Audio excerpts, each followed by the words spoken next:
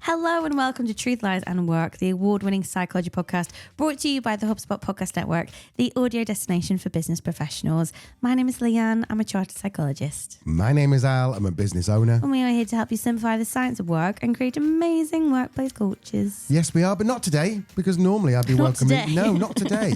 Normally I'd be welcoming you to a Tuesday episode that we call This Week in Work with, as you know, it's got the surgery, the news roundup, hot takes, etc., etc. Today is different. Well, it's not different because we did it again last Tuesday, but it's the same as last Tuesday, but different to most normal Tuesday because it's New Year's Eve. Happy New Year! Well, you can't say that yet because it's not New Year. It's New Year's Eve. Happy New Year's Eve! Or if you're in Scotland, Hogmanay. Or if you are in Bosnia and Herzegovina, Nova Godina. I think I've got that right. Please, I look forward to your letters from Bosnia and Herzegovina and all of the Balkan region. By the way, that's where we live, just in case you thought I just randomly picked some kind of weird European country out of thin air. Now, let's be honest, nobody's going to want to talk about work on New Year's Eve. It's a day for family and perhaps the odd glass of wine, or if you're in Spain, 12 grapes. You eat 12 grapes before midnight on all the strokes, which is apparently difficult and also leads to a lot of hospitalisation around that time of year. So we're not going to talk about work. We're going to publish a full, unedited interview with one of the biggest guests we've had on the show today. Leah, I'm guessing you're going to want to take it from here. Yes, I do. Because if you're spending New Year's Eve just cozy in on your own, delicious. That's how I like to spend my New Year's, under a blanket with a book or a good podcast. And if that is the case, this is going to be a good one for you. Alternatively, if it's New Year's Day and you're walking the dog and you want a nice little podcast to listen to, this is also a really good one. So yeah, it's going to take a minute with this intro, but stick with me because, as I said, it's totally worth it. Today, we are publishing the never before heard full interview with Professor John Amaechi OBE. And I'll be honest, I'm still a bit starstruck. John's one of those rare people that makes you feel both incredibly inspired and slightly inadequate at the same time, but in the best possible way. And with good reason. He's, got all the credentials. He's a professor of leadership at Exeter Business School, founder of APS Intelligence, non-exec director for a FTSE 250 company, and the author of the Sunday Times bestseller, The Promises of Giants. And as if that wasn't enough, he was the first Brit to play in the NBA, which is pretty incredible. John's mother once told him the most unlikely of people in the most improbable of circumstances can become extraordinary. And well, he went and proved her right. Now, I should warn you, John's got absolutely no time for people who think their opinions trump actual evidence. Spoiler alert, they don't. He's properly passionate about Star Wars, and wait until you hear his thoughts on peanut butter. Trust me, it's a whole thing and it's somewhat controversial. I know people say you should never meet your heroes, but after spending an hour with John, I think that's a load of rubbish. This conversation was not only the highlight of my year, it was honestly a career highlight for me, and I reckon you're about to see why. So grab a coffee, get comfortable. Let's dive into this one. Oh, and very quickly, if you like this and you haven't subscribed to the podcast yet, give yourself a bit of a late Christmas present and press that subscribe button. Okay, the floor is yours, Professor John Amaechi OBE. Go. John Amaechi, welcome to the podcast. Beyond excited to have you here on the off chance that somebody has never come across you in your work before. Can you start by introducing yourself, telling our listeners who you are, what you do, and what you're famous for? I am a psychologist, a nerd, a geek. Those two things are not the same. I am a sci-fi fan and still a child at heart when it comes to that type of thing. My day job is trying to make workplaces better for people to thrive in, trying to convince people and create the systems so that people can understand that you can have a high-performing workplace, keep it in perspective, and still have people that thrive. We're nerds. All of my team, we're just nerds. We like the idea that science, evidence, rather than anecdote and kind of give it a go, can really make people's lives better. Even if you have, I'm really lucky. I have a job that's amazing and that's interesting every day. But even if your job isn't that, I think organizations can make people's lives more enjoyable. I want to talk about leadership. because your book is one of my absolute favourites and my go-to. If I got £1 for every time I recommended that book, John, I'd be doing all right. I want to start though at the beginning, and I think we can be in danger of skipping over some of the basic steps. Leadership, what is it? Do we have a definition? Can we define it? I tend to think that leadership is a couple of things. It's about having the perspective, qualities, and will to create an environment where lots of people can operate effectively together and in service of a common goal. But it's also the ability to operate in a way that makes other people want to follow you.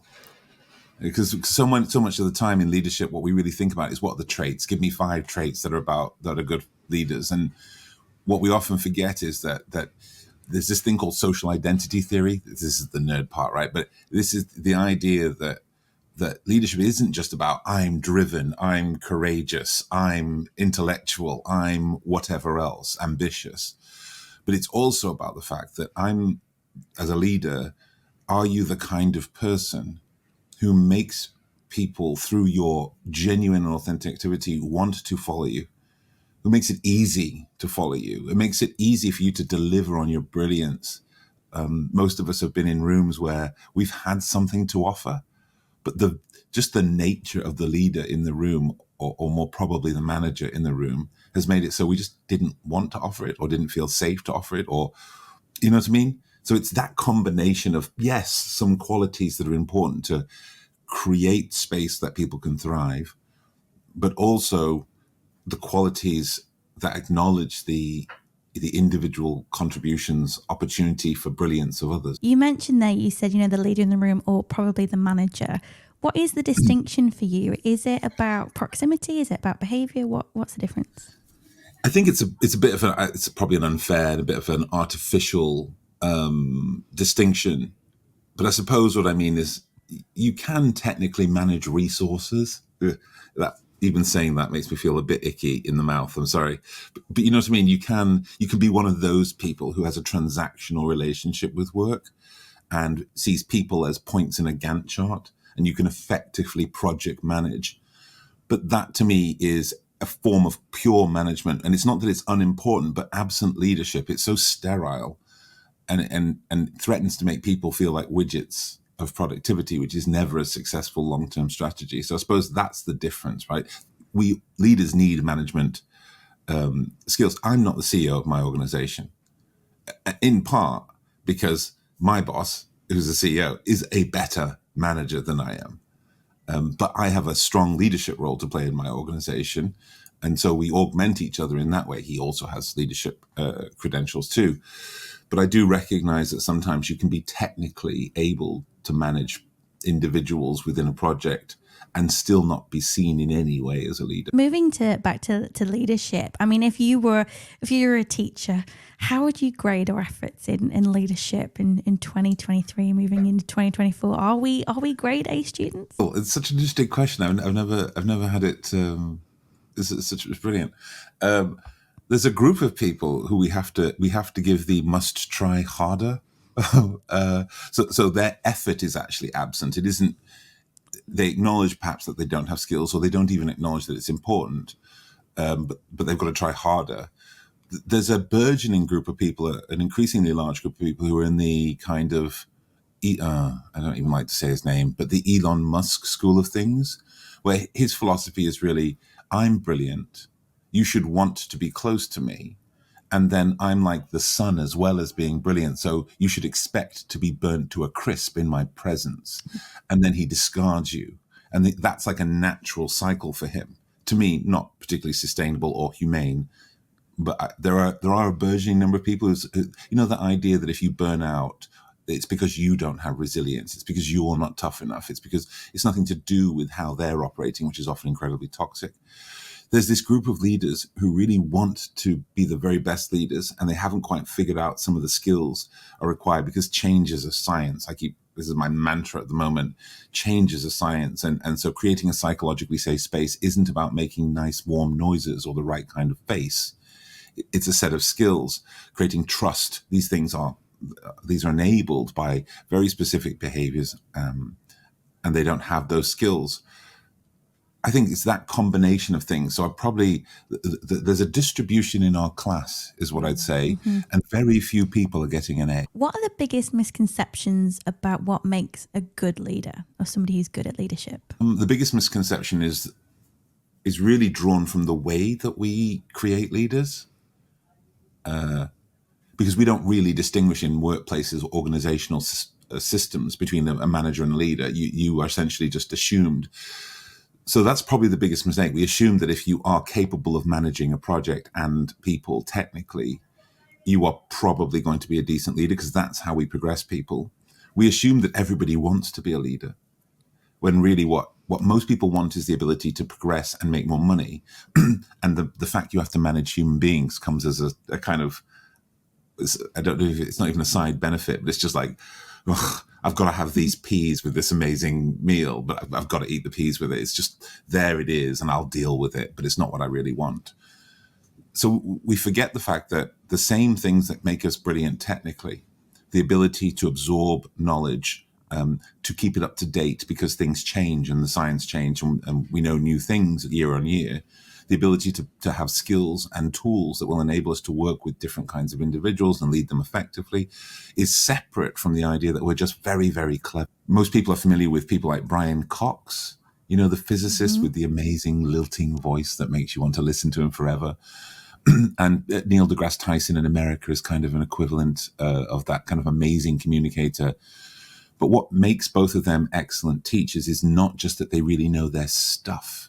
It's that they can convey this to other people in a way that is compelling. That element of leadership that is about vision building is so compelling that I, a person who failed their physics A-level, want to watch Brian Cox and Neil deGrasse Tyson both, despite the fact it's a subject I'm not interested in.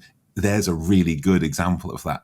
I want to follow them, even though the thing that they talk about is not traditionally something I even care about. But when they talk about it, I find it utterly compelling. Can introverts be effective leaders?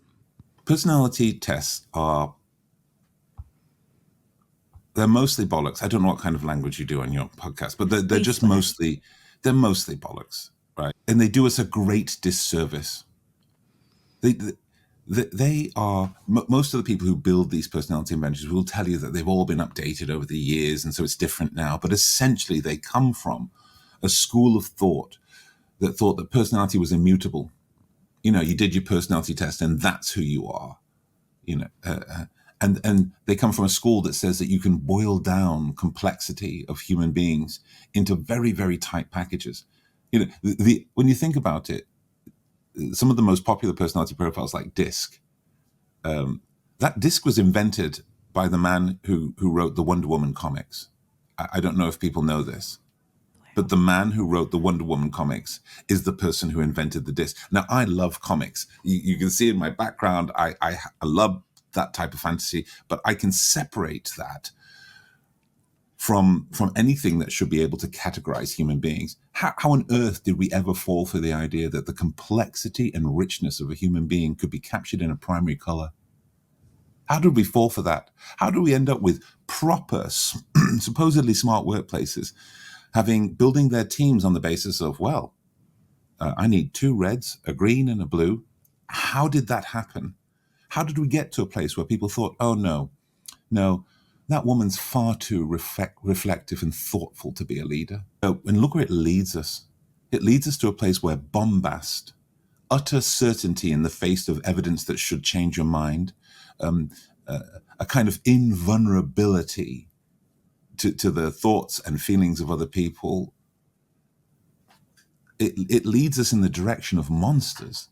And that's where we are, led by monsters, certainly in a political sense.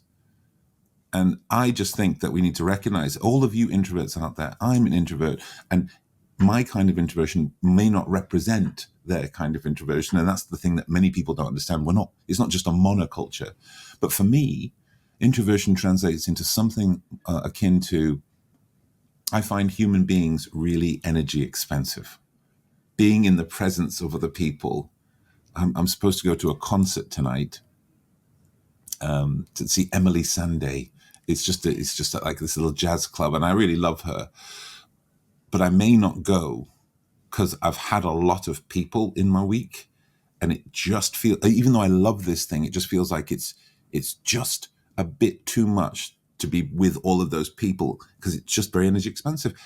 But when it comes to work, it doesn't mean that we can't communicate effectively or even be in conflict if we disagree on things. It doesn't mean that I can't make decisions. It simply means that how I do that will look a little different than the often bloke who just says, no, not that, this, I've always done it this way. Or the person who says, oh, after work, let's all go out and let's all engage. It's just a little bit different. But yes, introverts you can lead, extroverts you can lead, all the various myriad of options in between can lead, and none of you are defined by what some incredibly obtuse test tells you are. One of the first episodes we did on the podcast was Myers-Briggs, Brilliant or Bullshit. And I took my co-host Al through the Myers-Briggs, and then his results, I shared the results of, not his actual results, but the Gemini horoscope, which is his profile. And he was like, oh my God, that's exactly like me. I was like, yeah, so I'm with you on it. That is such a brilliant thing to do. I don't think my team would forgive me if I ever did it, but they know my opinions on this. But that's such a good point. Because what you did, what's it called? There's the Barnum effect is what you've just demonstrated. The Barnum effect, this idea that saying things that sound loosely applicable to almost any scenario, that's exactly what they've become. My challenge to it is simply that if you look at personality inventories, isn't it interesting how the good profiles, and we all know, those are the assertive ones. Those are the loud ones. Those are the decisive ones. They're the ones that get you progressed. And isn't it interesting how, something the order of 70% of those seem to apply to men? It's really interesting. We wonder why we don't have progression. When certain of these profiles seem to apply directly to people from the Northern Hemisphere and men from the Northern Hemisphere predominantly, and middle-class men who've had a certain type of education. So all of this personality testing is not just dangerous because it doesn't really help you form teams. It's dangerous because it's antithetical to bringing the full and mature talents of all your team to the fore. You said a phrase before, something like, what we're doing is leading us towards monsters. We are heading into an interesting year in terms of global politics. I mean, what are your thoughts on the leadership contenders? Why is Donald Trump so engaging and influential to many, many people? Will Rishi Sunak finally win the heart of the nation? What are your predictions, John? The answer to the second one is no. The answer to the first one, why is Donald Trump so attractive to so many people? Never underestimate the ability for people to suspend their morality for a quick fix. I'm a gay person. I have no self-interest in that thing that some horrible straight men do where they defend women, but it's really just about them being more attractive to women. But I don't have any skin in that game whatsoever. But the moment Donald Trump said he would grab a woman by her genitalia, we were done. He could have offered me 0% tax. He could have made it so, Leanne, you had to pay my tax for me, and I wouldn't have voted for him.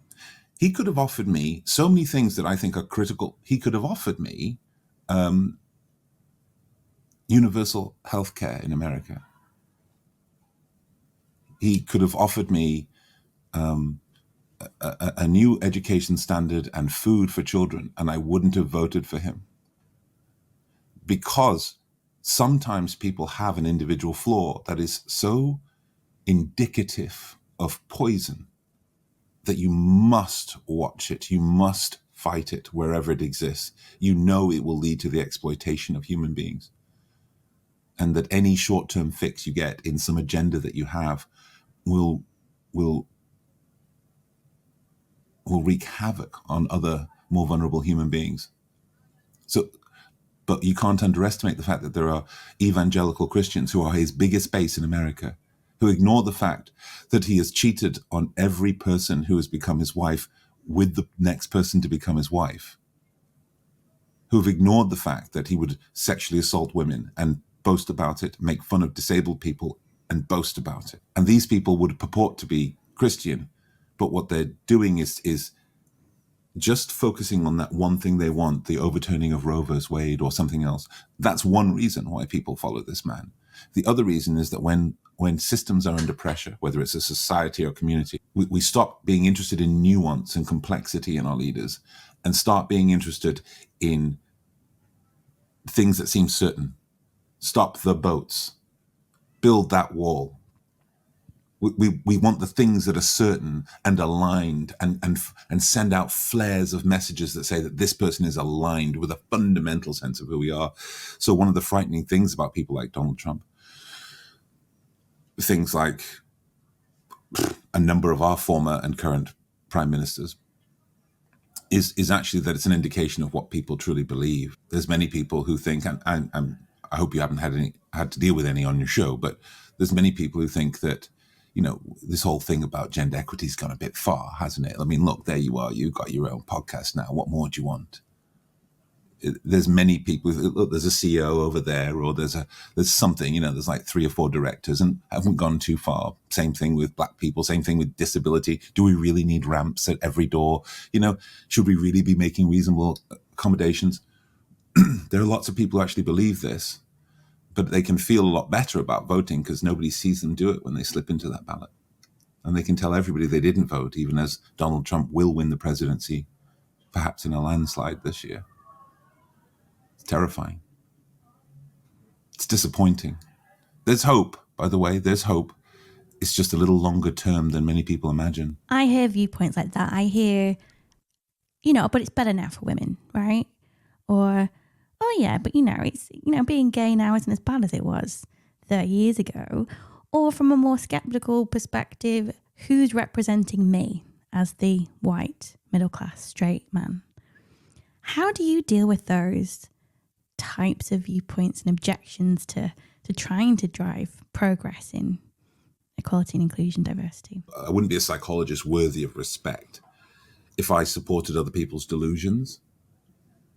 And it doesn't mean always, and I'm not a clinical psychologist, but certainly confronting people's delusions is not always the right approach.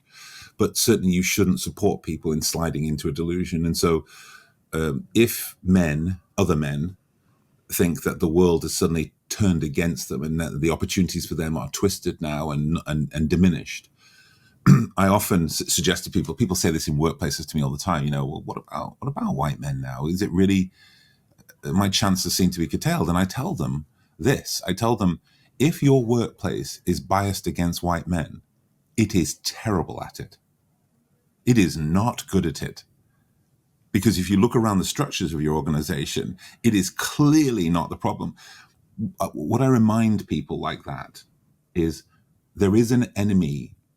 Inclusion has an enemy. It has a target. It's just not who you think it is. Many people, you've probably talked to them, who say that, inclusion is out to get men's jobs, it's out to get white people's jobs, it's out to get middle-class people's jobs, and to force a world where it is disabled black lesbians who are wheelchair users who are in charge of everything, that kind of narrative. And it isn't that. It's simply the target that inclusion has so clearly in its sights is mediocrity. Oh, yes. If you're a mediocre man, woman, a gay person, straight, transgender, wheelchair user, neuroatypical, it doesn't matter what kind of mediocre you are. And I don't mean people who are working hard and have reached a level and they perhaps won't have the potential to reach another level. I'm talking about people who simply choose to be mediocre. We call them in workplaces the marzipan layer, the permafrost. These people who you notice them right before appraisal and then they disappear back into the trees. It's coming for them because the inclusion is trying to broaden the base of people who might join your organization and broaden it not in terms of anybody can join, but the criteria of excellence remain the same. It's simply we're discarding some of the barriers. We're saying, so what if you're a carer and you need to come in at 9:30 because you've got kids to drop off or same thing, conversely at night, just do your hours and do them brilliantly, all of a sudden the pool of brilliant people who really want to contribute expands. And so if you're a man who's really comfortably, or a woman, or an anybody who has really comfortably cruised for most of your career, yeah, the inclusion's a threat to you.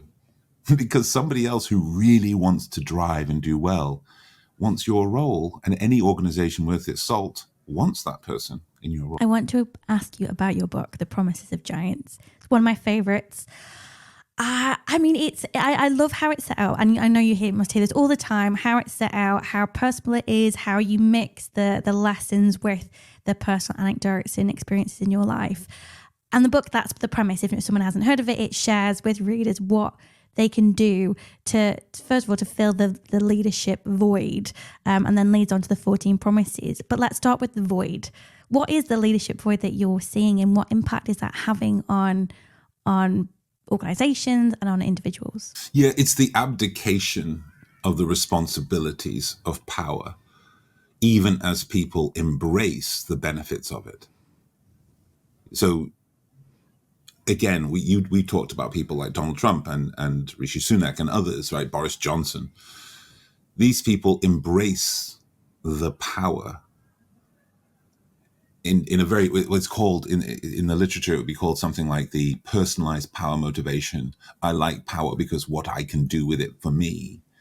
And they abandon or abdicate the responsibility for the kind of socialized power dynamic, which doesn't mean you can't have nice stuff. It doesn't mean you can't take your increased wage for your role as a leader and go on holiday to Aruba or whatever. It simply means that with that responsibility comes the idea that you have people that you must see as individuals, as human beings. You'll have to recognize that their well-being is predominantly in your hands. Gallup in 2015, everybody knows this survey, right? So it's not something special, but 2015, Gallup did that survey where they talked about managers, direct line managers are 70% of the variance in the engagement of their people. There are so few environments where we have that kind of data, where we can say, even in schools, it's not that clear that teachers have that same, teachers obviously have a massive impact. But in workplaces, we know for a fact that the people who work for you, those 1, 2, 15 people who work for you directly, you are the primary source of their engagement or disengagement. You are the primary source of their sense of self, whether they think they're capable, competent, have potential, belong. It's you. And that's the gap, that's the void. People who have embraced the increased salary, or often not very increased salary because we don't really respect leaders, they embrace that side of it. But the bit that's about human beings is like, ugh, all right then. Oh, you're not feeling good today. All right then. Talk to me while I look at my phone, or while I'm also kind of doing something else over here. That piece there, that's the leadership void. And it's not a nice to have, because nobody in my team would tell you that I am nice. I am robust, demanding. I want work to be done at a quality that makes it almost perfect. I want people to be vigilant and diligent and work hard. And then I want them to go home and have a glass of wine and chill out with their family. But demand, it's not that I'm soft and warm. And it's not that leadership is about being soft and warm. It's about knowing that if someone is anxious and you can ease that anxiety, you've created somebody who can perform better for you and will be grateful for your intervention. If someone is scared, worried about making a mistake, and you can ease their worry, help them to understand how to not make that mistake, or at least to ameliorate it, the risk of it, they will be grateful and want to work with you. It's about creating legions who stand around you, not a line of people who begrudgingly tread behind you. You set out 14 promises in your book that will help leaders and encourage leaders to fill this void, and you ask leaders to commit to them. I mean, if 14 sounds a lot, if leaders could only commit to one promise, which one should it be? So this is the hard one for me, because how do you pick just one? Automatically, I would say no. I was actually going to say I promised to create an environment that people never want to leave, because I do think that's more of the summation of it. You know what it is? Because it's a piece of really old science that I love. I promise to reflect your potential.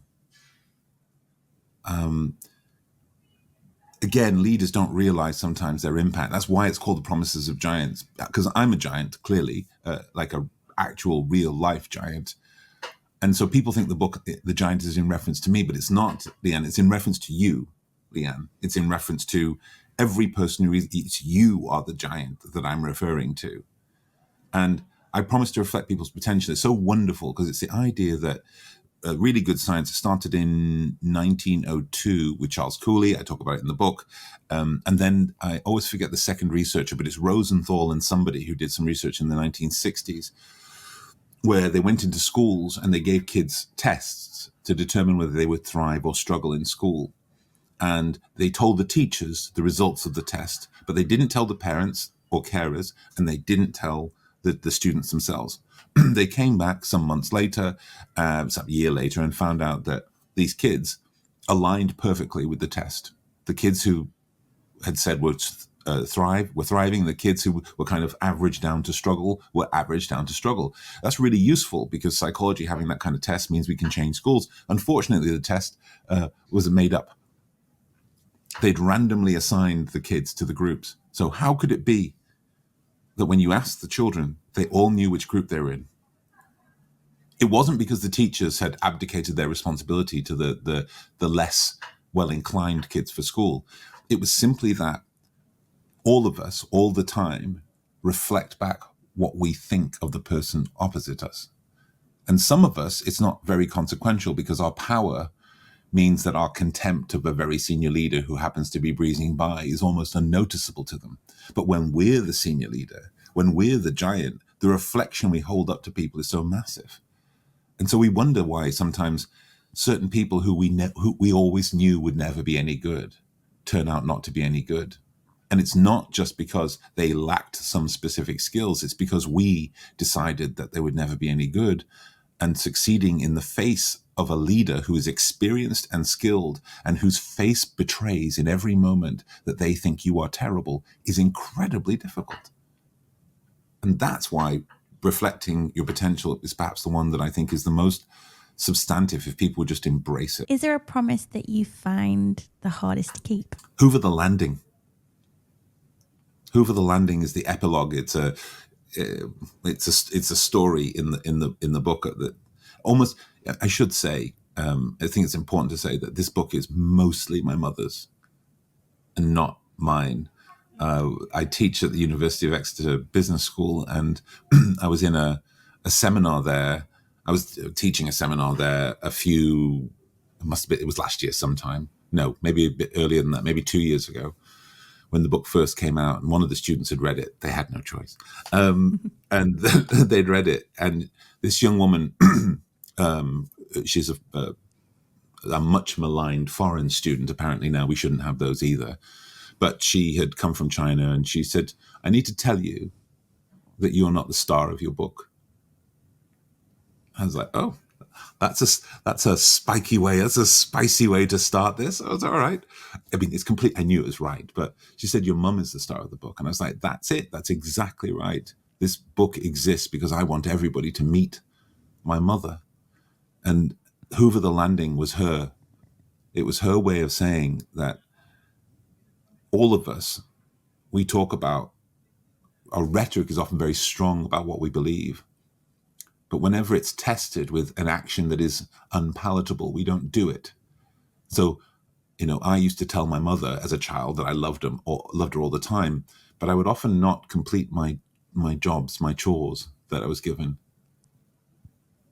And Hoover the Landing is the culmination of a day when she walked into our house exhausted, shaking almost because she was so tired.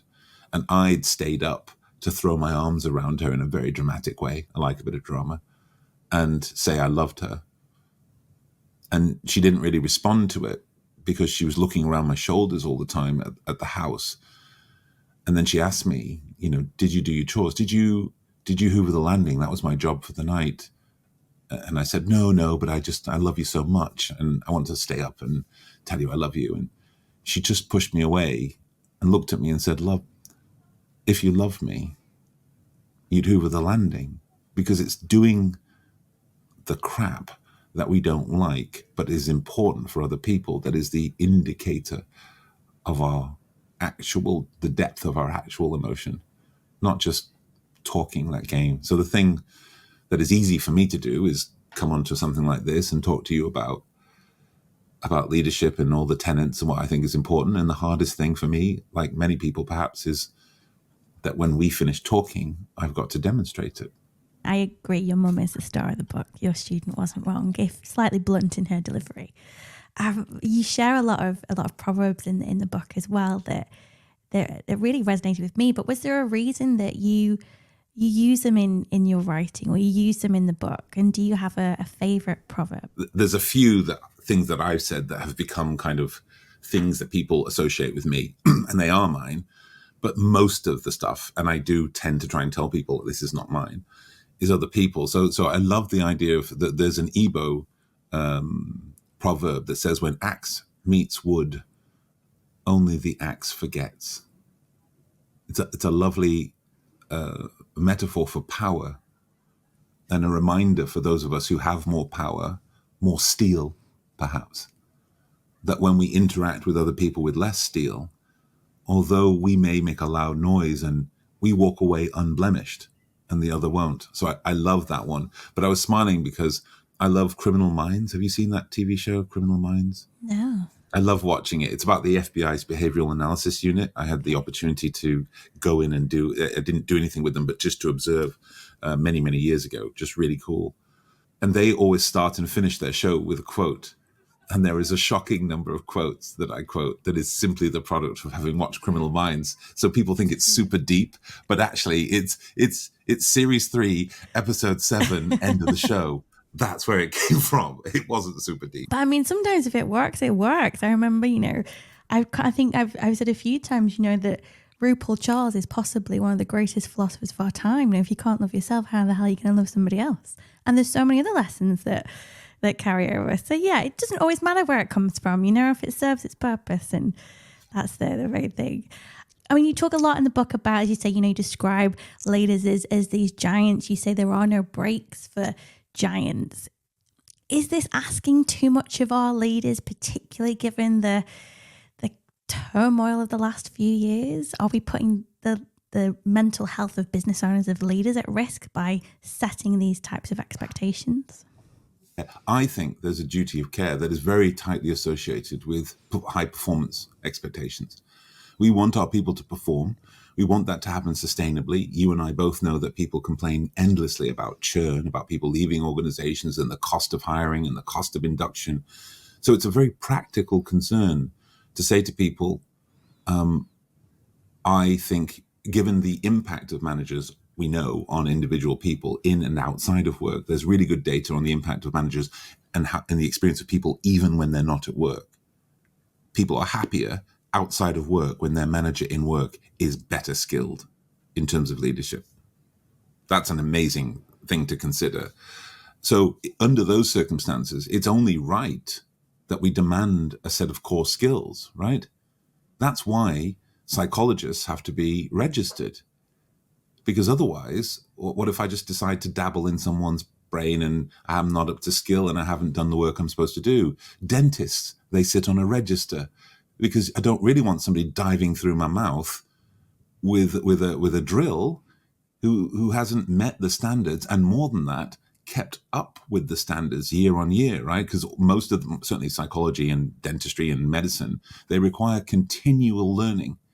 So all we're asking of leaders who have, imagine, we often forget that we have the careers, lives, hopes, aspirations, not to mention the sense of identity, of self, of potential and worthiness of real human beings in our hands. How many of those should a person be allowed to have in their hands before they are we demand that they have some skills to ensure that they do no harm.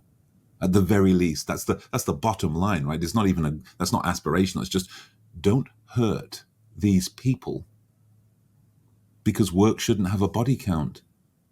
Work should not have a body count. I want to ask you about psychologists. I was listening to an interview you did on the ABP podcast, and it made me laugh out loud.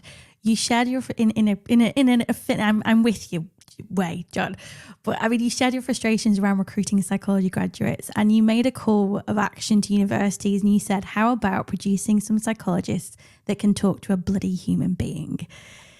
Is it true? Are psychologists terrible communicators? I think the challenge is that psychology went through a period, which I respect and think in a way is important, but it went through a period where the most important thing for us was to be seen as a proper science, right? Because we're a social science, so naturally we get maligned when compared to physics or even things like engineering. We're not proper. We just talk to people, and there's a bit of some kind of weird theory in the background. And so we went through this period of trying to make sure that real rigor in real science, and with that came a departure from application, from how we practice. I almost said our art, and I'm not sure it's quite that grand, but how we practice our work in situ with real people. I think a departure from the eviscerative nature of having a conversation with a psychologist who's attempting to move you in a different place or help you do introspection, and how painful and difficult that can be.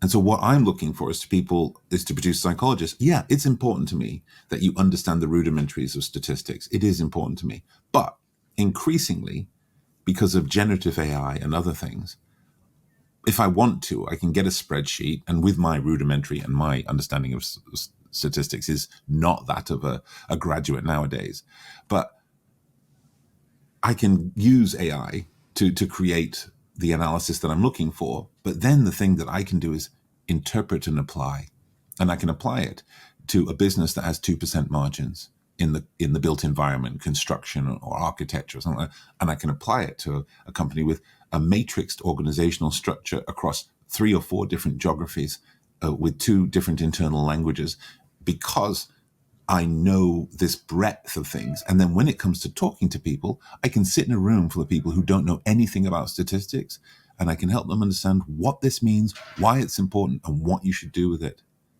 But that's the purpose of great psychology, right? It's not to do that thing that the shills do, the people like Jordan Peterson. He's a Sith, by the way. He's a Sith. He has all the powers of a Jedi, but chooses to use them for evil. And this man, when you listen to him talk, he speaks in a way that is so complicated that it's like, oh, these words are so big and these concepts are so grand that he must be clever. Because when he communicates with you, it's not about you. It's about him. I need you to know how clever I am. That's what it's all about. And I just think we need to produce psychologists who understand, yes, your technical skill is brilliant, but if you're not interested in these sectors, in these clients, in these real human beings who are struggling, if you can't be in a position where you can show some compassion to somebody who's really wants to do it right, but never had a role model and never had anybody tell them, this is how you give feedback. This is how you challenge poor behavior. This is how you manage a meeting. Nobody told them. So you've got to speak to these people with compassion and yet also hold them to account.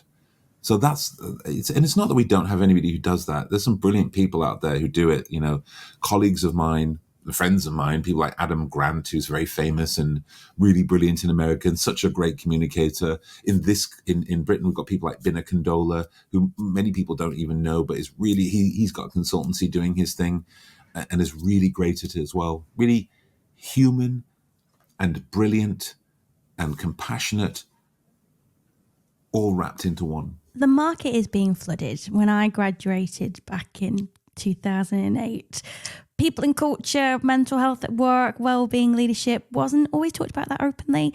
And with that, the conversation is happening. The market is being flooded with professionals who are talking about effective leadership, about building inclusive cultures. but not many of them are psychologists.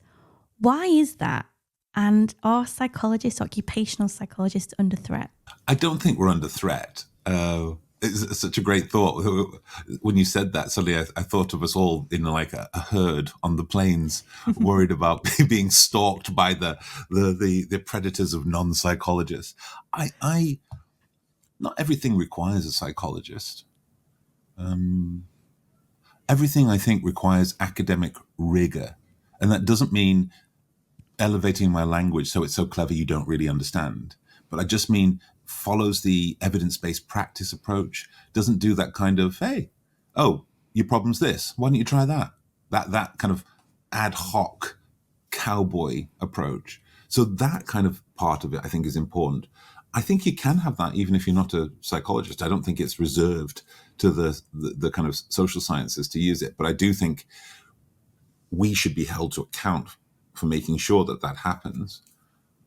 Why we're not under threat, psychologists, but part of maybe it's related to the answer to the previous question, that some of the people who are doing this work are simply far more compelling and human and connected and apparently caring and obviously caring about what they do. I think the danger is, especially in areas like diversity and inclusion, for example, which I'm interested in from a performance prerogative lens as opposed to a warm and fuzzy lens. And most of our work is not diversity and inclusion, but I am interested in it being a part of everything, just across the layer. But part of the challenge with it is that in that space, there's a lot of people who are incredibly well-meaning, incredibly compelling, but there's no there. There's no science behind what they do. And it causes us harm because when they are, these big, and they're often very big organizations, they'll do this initiative and it won't work. And therefore it's like, well, this stuff doesn't work. But it's not that diversity and inclusion initiatives can't work. It's just that if they've got no pedagogy, they're clearly not going to have an impact. Google a few years ago, I want to say 8 years ago, maybe a little less than that. But it's definitely before the pandemic. They're very transparent with some of their stats. And they spent in the previous 10 years to this 8 years ago, they'd spent something in the order of $100 and something million on unconscious bias training. From the book, I don't hold much truck with unconscious bias anyway, but 110 or something million dollars they'd spent on it. And you looked at their metrics and they barely shifted. There was this slight advance for women, but when you looked into the data a little more deeply, you realized that the advancements were mostly in non-technical roles. They were mostly in those other roles where somehow we think women are more appropriate, right? No, not the tech stuff for you, but no, this stuff over here, HR's for you, right? And it's not that that's a bad thing to be in HR, because I am, but that's the problem, because now not all of us have 110 million to spend, but many practitioners would like to take 110 million. And it can mean that ethically, they don't really look into whether this thing can really work. And we're interested in, can this be measured? Will it work? And so we follow the science. There's brilliant people out there doing work.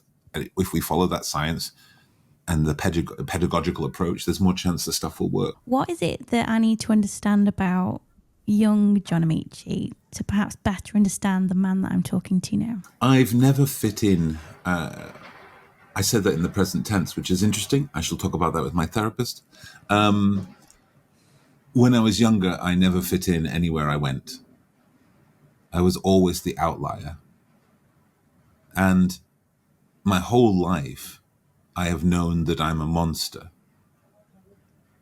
I am a monster.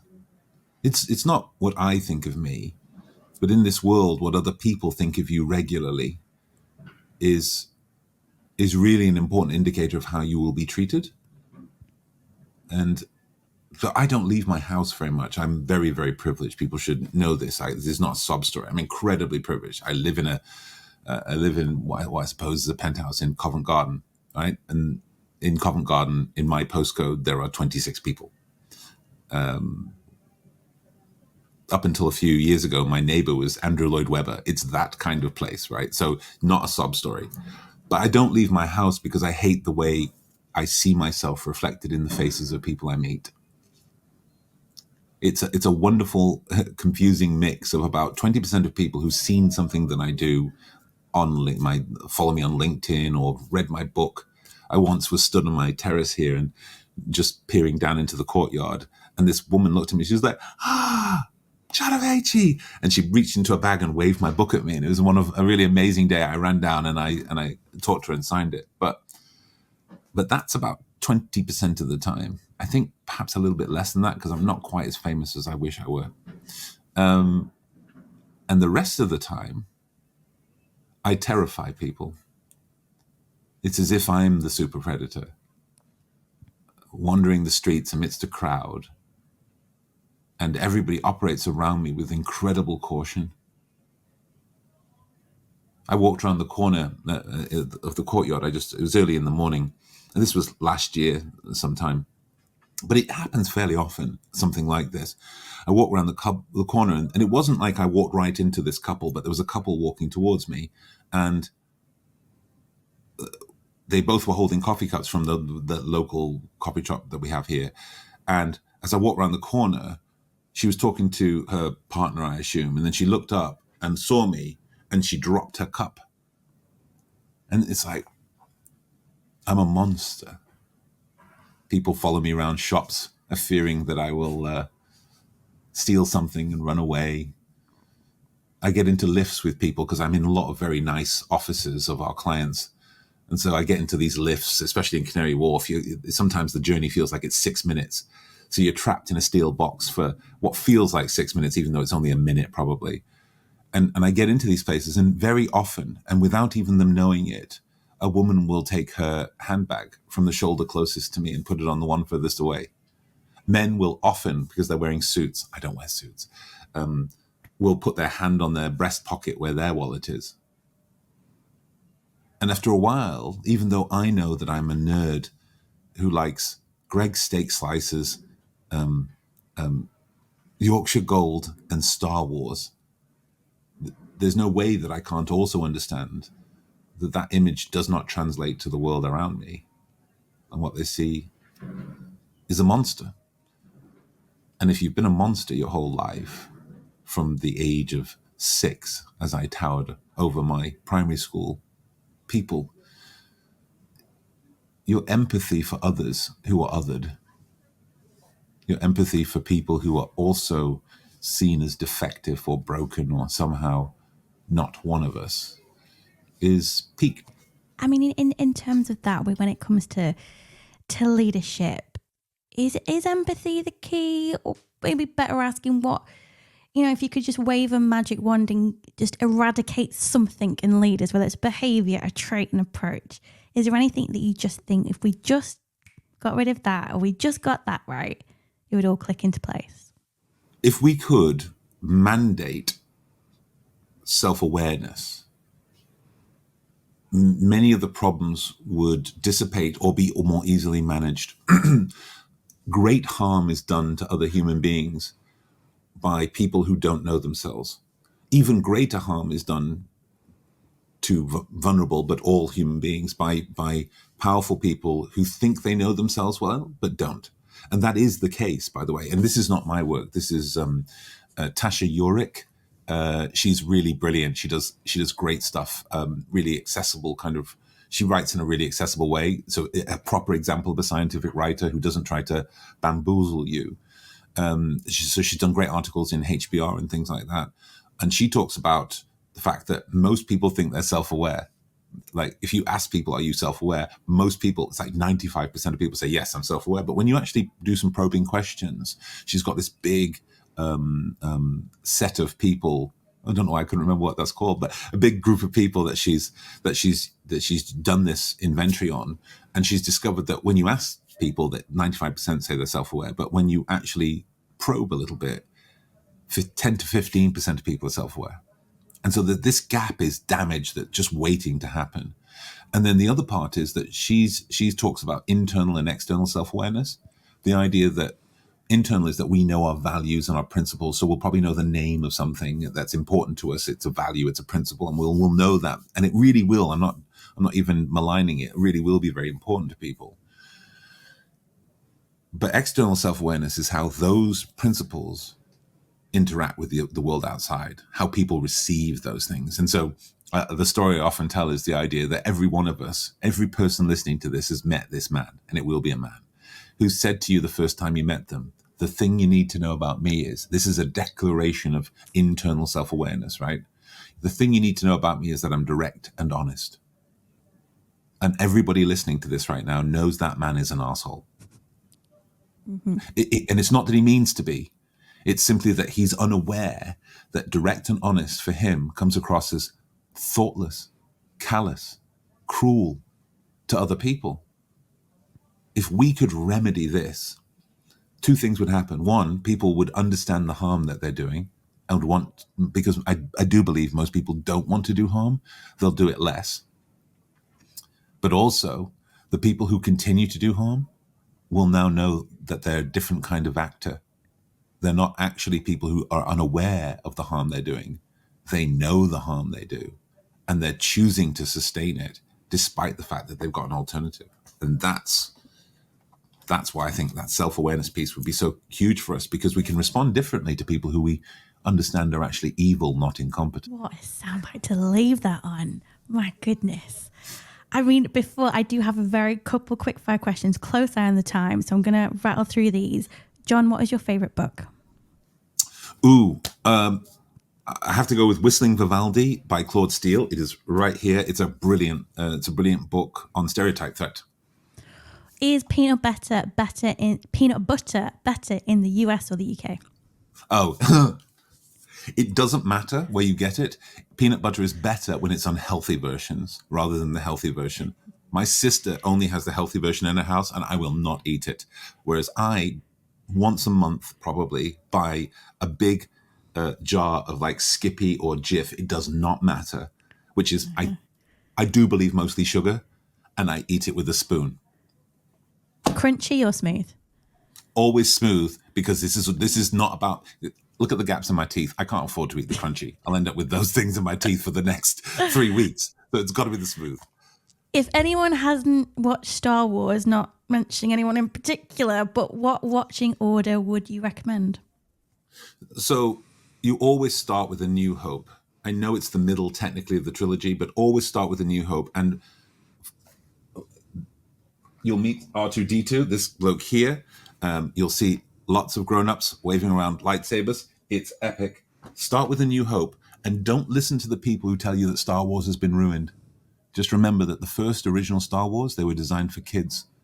And with each generation of them, it's not always designed for those of us who were kids back then. But I think it's bringing something, even the ones I did not like anything with Jar Jar Binks in it, even the ones I didn't like, they are bringing something to a new generation of people who realize that rebelling against great evil is always worth it. John Amaechi, thank you so much. What an incredible joy. Thank you. It's been phenomenal. Thank you. Such a pleasure. I hope you enjoyed that. I know I sure did. There were some very spicy thoughts about Jordan Peterson there that haven't been aired before. I'm sure we'll react to that in the new year on LinkedIn. Please do join us on Thursday for part 2 of our predictions episode. If you missed part 1, scroll back to Boxing Day, December 26th, and have a listen. It's a good one. Or don't be a rebel and start with part 2. Why not? My prediction is you will not start with part 2. That's us. We're going to go and have a glass of wine, a glass of bubbly, and celebrate the new year, even though we're not, because we're pre-recording this, so it's nowhere near New Year now. But we will definitely be having a glass of wine at this time up when you're listening. We will see you on Thursday. Was it Thursday predictions, Leanne? I don't know. I'm at this point. It's like Christmas time. Who knows what day it is? We'll see you next time. Bye-bye. Bye.